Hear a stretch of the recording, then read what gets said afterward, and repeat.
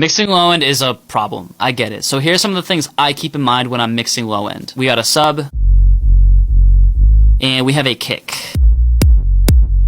So with the sub, you really want to think about, is it filling out the mid-range, or is it filling out, you know, all the areas of the bass that we want it to? So here's how it was before the added RBass, which is basically something that enhances low frequencies where it's lacking. It was basically just sub, and we kind of want to bring mid kind of bass into the picture, which is around like, you know, 70 to 100 hertz. The other thing you want to keep in mind is the bass consistent? Like, is every note kind of the same volume? I compress it here to kind of make it so that every note is roughly the same volume. Here's without that compression.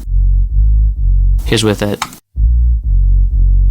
Next thing is with the kick. It's very important for it to be as tight and like punchy as possible. When you look at your kick, you also kind of want to make sure it has that low end. You want to make sure that low end is very tight. If I wanted to, you know, make it a little bit tighter, I might compress it with a slow attack time, slow release time. That way it's not amplifying the tail. Sometimes what I like to do is I like to do a multi-band transient shaper to actually tighten up the low end specifically, and I'll bring down the sustain, maybe bring up the attack. And that's going to make the low end just a little bit punchier. Now we want to talk about the relationship between the kick and the bass. So what I'm doing here is I'm sidechaining the kick using this send. That way it gets the bass kind of out of the way when the kick is there. It gives the kick more space to work with, and it punches through in the mix without kind of like eating away at your headroom. Hope this was helpful. Follow for more tips. DM for coaching, mixing, or production.